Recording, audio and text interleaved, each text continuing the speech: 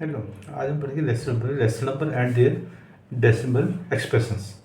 इसमें क्या था हमारे पास, जैसे p बाई क्यू। अब हमने इसको बताना है कि ये फ्रैक्शन जो है टर्मिनेटिंग डेसिमल है या नॉन रिपीटिंग डेसिमल है। नॉन रिपीटिंग डेसिमल है। अब इसका क्या फॉर्म होता है कि अगर हम इसके factor of Q means denominator, factor of denominator निकालेंगे are in the form of 2⁻m 5⁻1, मतलब 2 और 5 ही इसके फैक्टर्स होंगे। तो ये हमारा टर्मिनेटिंग डेसिमल होगा। अगर 2 और 5 के अलावा अगर कोई और फैक्टर होते हैं तो वो हमारा टर्मिनेटिंग, जैसे सपोज हमने फ्रैक्शन लिया 13/3125। अब हमने इसके 3125 के फैक्टर निकालेंगे हम। फैक्टर पहले 5 से गया, 6 जा 2 जा 10, 5 जा 5 से गया 125, 5 से गया 5 2 10, 5 5 जा 5 5 5 1। तो इसका मतलब 3125 के फैक्टर क्या बने, 5 लिस्ट हुआ 1 2 3 4 5 5 और 2 के पास 0 बिकॉज 1, तो 2 के पास 0 1। तो ये हमारे पास क्या हो गया,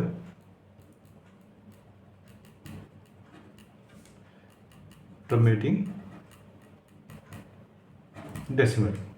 अब हम सपोज ले लेते हैं 5/15। तो सबसे पहले इसको कैंसिल करेंगे, 5 1 जा 5 3 जा 1/3। तो फैक्टर ऑफ 3 कितना देंगे, 3 × 1 मतलब 3 आ गया फैक्टर।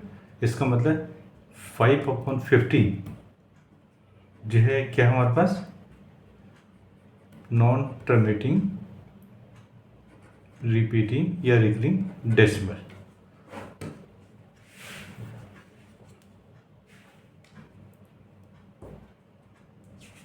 क्योंकि इसके फैक्टर्स पे जो है 3 आ गया अदर देन 2 और 5, तो इसका मतलब ये नॉन टर्मिनेटिंग रिपीटिंग डेसिमल हो गया। अब हम करते हैं कि जैसे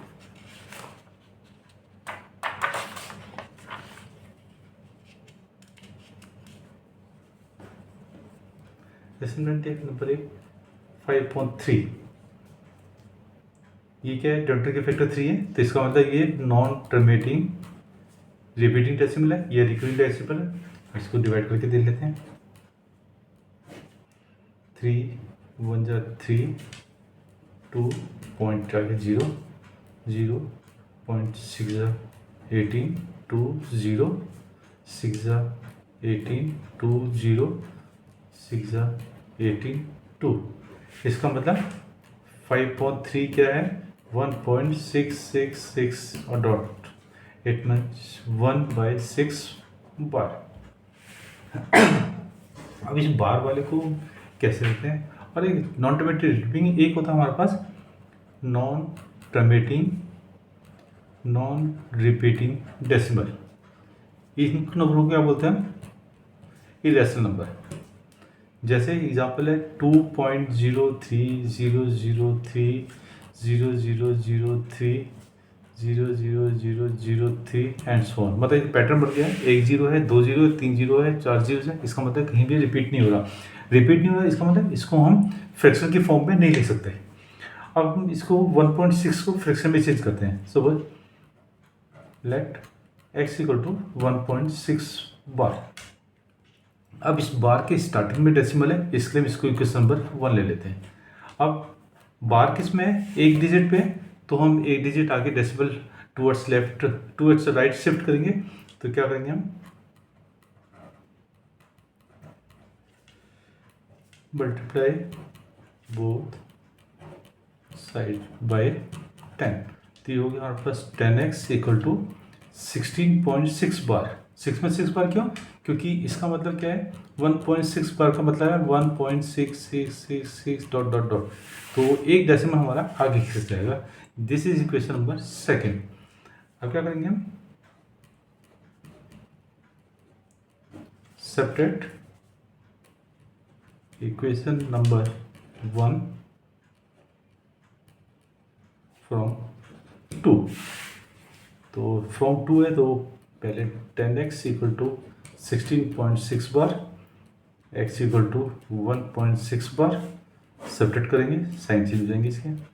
10x minus x is 9x, ये होगा हमारे पास equal to 15.0 so x equal to 15/9, 3 5 जा 3 3 जा, it mean x equal to 5/3।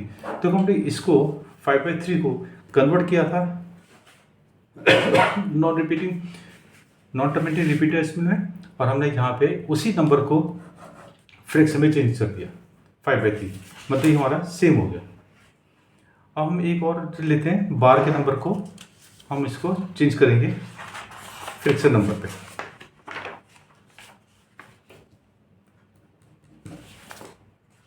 जैसे एग्जांपल ले लेते हैं हम 2.345 बार, इसका मतलब क्या हमारे पास ये है 2.3454545 डॉट डॉट डॉट डॉट। तो हम पहले तो सपोज कर लेते हैं, लेट x इक्वल टू 2.345। अब डेसिमल यहाँ पे बार की स्टार्टिंग में नहीं है, इसलिए इसको इक्वेशन नंबर 1 नहीं लेंगे।